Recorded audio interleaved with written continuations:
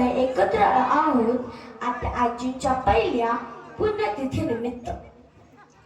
काही व्यक्तींचं महत्व शब्दांमध्ये मांडणं खूप कठीण असतं. आजी त्यापैकीच एक होत्या. 1 वर्ष झालं, पण आज असंच वाटतं त्या आपल्या घरातच कुठेतरी आहे. कधी वाटतं त्या दारातून आत येतील, आपल्याला हाक मारतील, पिऊ जेवलीस का असं प्रेमाने प्रश्न विचारतील. पण वास्तव समोर येतं आणि मन पुन्हा भरून येतं. आजी म्हणजे फक्त आमच्या घरातील वडीलधारी व्यक्ती नव्हत्या, त्या आमच्या कुटुंबाचा आधार होत्या, आमच्या घराचा आत्मा होत्या. त्याने आयुष्यभर स्वतःपेक्षा इतरांचा विचार केला. स्वतःच्या सुखासाठी त्यांनी कधीच काही मागितलं नाही. त्यांचं आयुष्य हे फक्त देण्यात गेलं. 9 मुलांना वाढवणं ही खूप मोठी जबाबदारी असते, पण त्यांनी हे खूप कष्टाने केले. त्यांच्या हृदयात इतकी माया होती की त्याच्याजवळ आलेला प्रत्येक माणूस त्यांचा होऊन जायचा. आजींच्या आयुष्यात खूप कष्ट होते, खूप संघर्ष होते, पण त्यांनी कधीच त्याची तक्रार केली नाही. उलट त्या नेहमी इतरांना धीर देत राहिल्या. स्वतःची वेदना मनात ठेवून इतरांच्या चेहऱ्यावर हसू आणणं ही खूप मोठी गोष्ट असते, आणि आजीने त्या आयुष्यभर केलं. त्याच्या स्वभावात एक गोष्ट खूप खास होती.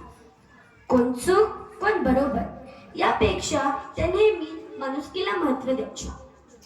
ओळखीचा असो व अनोळखी, मदतीची गरज असेल तर आजी नेहमी पुढे असायची. फक्त माणसावरच नाही तर प्राणी पक्ष्यांवरही त्यांचा तितकंच प्रेम होता. म्हणूनच कदाचित आजी गेल्या त्या दिवशी आमच्या शेतातील बैल दिवसभर रडत होता. त्याच्या मनातील दया आणि करुणा खूप मोठी होती. घरात किती अडचणी आल्या तरी त्या कधी खचल्या नाहीत. उलट त्या नेहमी घराला एकत्र ठेवण्याचं काम करत राहिल्या. आज आपलं इतकं मोठं कुटुंब जे एकत्र उभं आहे, त्यामागे आजीचा खूप मोठा वाटा आहे. आपल्या आयुष्यात काही लोक असे असतात ज्यांचं अस्तित्व आपल्याला रोज जाणवतं, पण त्यांची किंमत कधी कधी आपण उशिरा ओळखतो. आजी त्यापैकीच एक होत्या. त्यांनी दिलेला प्रेम, त्यांनी केलेला त्याग, त्यांनी दिलेले संस्कार हे सगळं इतकं मोठं आहे की शब्दांमध्ये मांडणं खूप कठीण आहे. आज ते आपल्या सोबत नाहीत, ही गोष्ट स्वीकारणं असणे खूप कठीण आहे. घरात कधी कधी एक शांतता जाणवते, एक काळपण पण जाणवतं, कारण ज्या व्यक्तीने आयुष्यभर घरात प्रेमाने माया पसरवली ती व्यक्ती अचानक दूर गेली. पण एक गोष्ट नक्की आहे, म्हणजे खऱ्या अर्थाने आपले कधीच दूर जाऊ शकत नाहीत, कारण त्या आपल्या आठवणीत आहेत, आपल्या संस्कारामध्ये आहेत. आज आपण जे काही चालू करतो, एखाद्याला मदत करतो, ते कुठेतरी आपला अभिमानाने हसत असते. आजी तुम्ही आम्हाला सोडून गेला, पण खरं सांगायचं तर तुम्ही कुठेच गेले नाहीत, कारण तुम्ही आमच्या आठवणीत आहात, आमच्या प्रत्येक जण कृतीमध्ये आहात.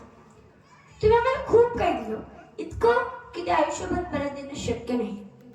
फक्त इतकं सांगायचं आहे, आई तुमची खूप आठवण येते आणि आयुष्यभर येते.